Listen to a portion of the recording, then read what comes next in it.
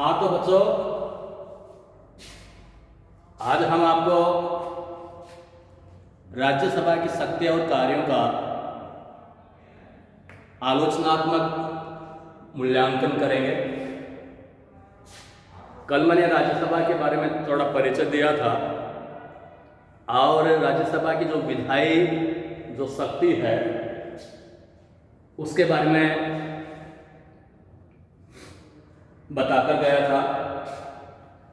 आज इसकी जो बची हुई जो शक्तियां हैं जो लोकसभा के साथ मिलकर ये यूज करती है उसके बारे में बताएंगे और फिर इसके आलोचना और इसकी जो इम्पोर्टेंस है इसके बारे में बताएंगे। तो दूसरी जो शक्ति है इसकी संविधान में संशोधन करने से संबंधित शक्ति है। अब संविधान में जो संशोधन किया जाता है उसमें लोकसभा के बराबर ही इसको महत्व स्थिति प्राप्त है। यानी कहने का मतलब है कि संविधान में जो अमेंडमेंट किया जाता है वह अमेंडमेंट तभी मान्य होगा जब राज्यसभा को भी मंजूर होगा। संविधान में जब संशोधन किया जाता है, जैसे मान लीजिए कि लोकसभा ने पारित कर दिया संविधान में संशोधन, राज्यसभा उससे सहमत नहीं है, तो इस संदर्भ में संसद का जो संयुक्त अधिवेशन बुलाया जाता है उसकी कोई व्यवस्था नहीं है। यानी संविधान में जब संशोधन किए जाते हैं, दोनों सदनों में गतिरोध उत्पन्न हो जाता है, तो वहां संसद का संयुक्त अधिवेशन बुलाने का कोई प्रावधान नहीं है। तो वहां दो ही रास्ते बचते हैं, या तो संविधान संशोधन को छोड़ दिया जाए या फिर जो राज्यसभा ने जो सुझाव दिए हैं उनको स्वीकार कर लिया जाए। तो साधारणतः संविधान संशोधन के संदर्भ में जब दोनों सदनों के बीच में मतभेद होते हैं तो दूसरा जो रास्ता है वही क्या है कि स्वीकार किया जाता है। यहाँ जैसे 1978 में जब लोकसभा द्वारा 45वां संविधान संशोधन पारित कर राज्यसभा के पास भेजा, तो राज्यसभा ने इसमें 5 संशोधनों सहित पारित किया। तो लोकसभा ने उसी रूप में पारित किया जो राज्यसभा चाहती थी। 1989 में 64 और 65वें संविधान संशोधन विधेयकों को लोकसभा द्वारा पारित किए जाने के बावजूद राज्यसभा से 2/3 समर्थन नहीं मिला। राज्यसभा के द्वारा संविधान संशोधन के संबंध में अपनी शक्ति का परिचय दिया। तीसरी शक्ति आती है वित्तीय शक्ति। राज्यसभा को कतिपय महत्वहीन वित्तीय शक्तियां भी प्राप्त हैं। यद्यपि संविधान के द्वारा ही इस संबंध में राज्यसभा को लोकसभा की अपेक्षा निर्बल स्थिति प्रदान की गई है। संविधान के अनुसार वित्त विधेयक पहले लोकसभा में ही प्रस्तावित किए जाएंगे।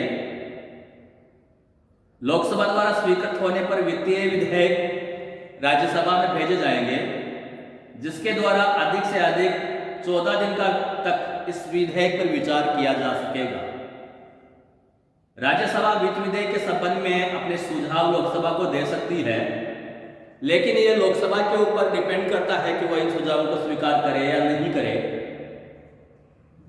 इस दृष्टि से भारत की राज्यसभा की स्थिति ब्रिटेन के हाउस ऑफ लॉर्ड्स से भी निर्बल है, क्योंकि लोकसभा के द्वारा वित्त विधेयकों पर 1 माह तक विचार किया जा सकता है।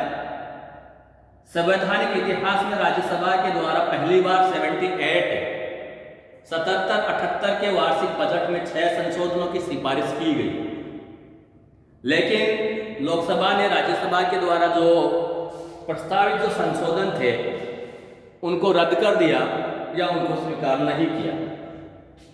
अब तीसरी इसकी जो शक्ति आती है वो है कार्यपालिका शक्ति। संसदात्मक व्यवस्था में मंत्रिपरिषद संसद के लोकप्रिय सदन के प्रति ही उत्तरदायी होती है।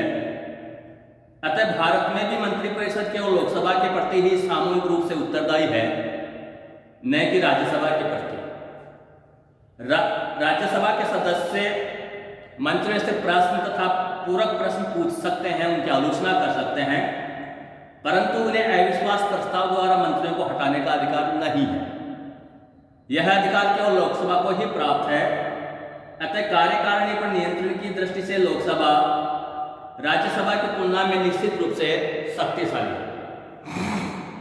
विविध शक्तियां, पहली है राज्यसभा के निर्वाचित सदस्य राष्ट्रपति के चुनाव में भाग लेते हैं। राज्यसभा के सदस्य लोकसभा सदस्यों के साथ मिलकर उपराष्ट्रपति का चुनाव करते हैं।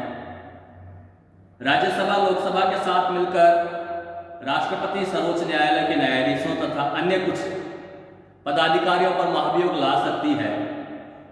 महाभियोग केवल तभी पारित समझा जाता है जब दोनों सदन इस प्रकार के प्रस्ताव को स्वीकार कर ले।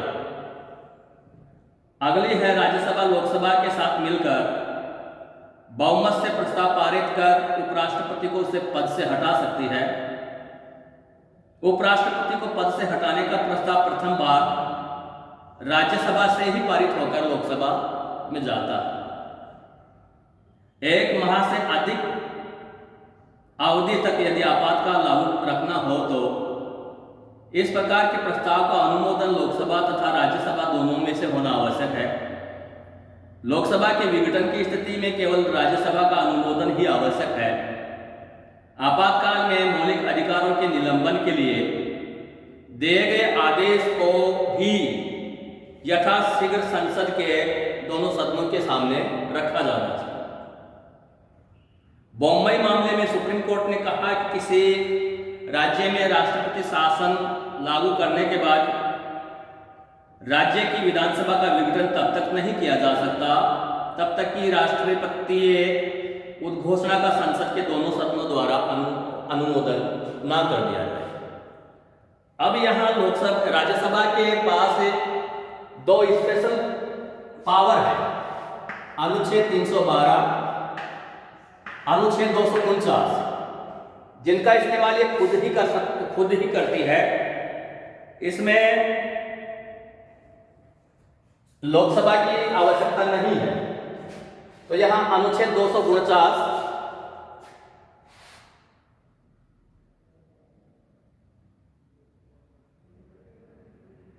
अनुच्छेद 249 के तहत लोकसभा राज्यसभा को यह अधिकार दिया जाता है कि वह अपने 2/3 बहुमत से प्रस्ताव पारित कर किसी राज्य सूची के विषय को राष्ट्रीय महत्व का घोषित कर सकती है।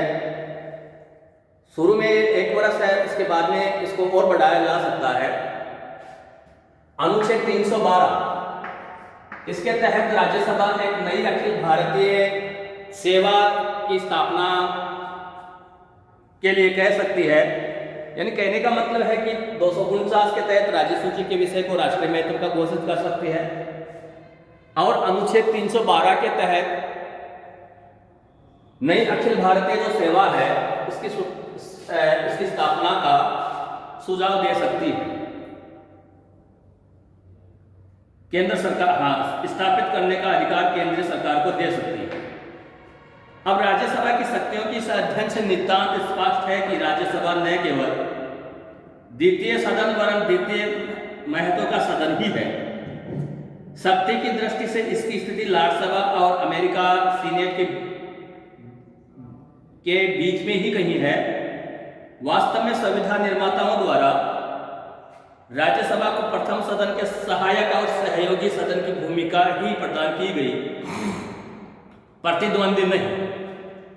लोकसभा की तुलना में निर्बल होते हुए इसकी स्थिति और शक्तियों का महत्व है। पायली के शब्दों में राज्यसभा एक निरर्थक सदन या व्यवस्थापन पर केवल रोक लगाने वाला सदन ही नहीं है। वास्तव में राज्यसभा शासन तंत्र का एक आवश्यक अंग, केवल दिखाने मात्र का दूसरा सदन नहीं है। अब यहाँ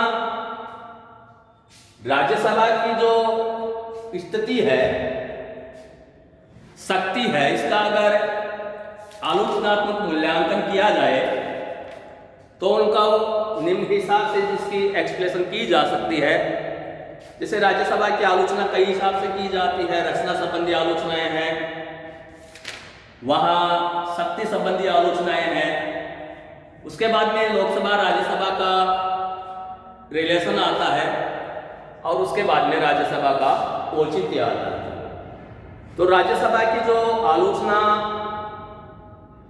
राज्यसभा और लोकसभा का रिलेशन, राज्यसभा का इम्पोर्टेंस, इसके बारे में बच्चों जो कल होने वाली जो क्लास है इसके बारे में बताएंगे।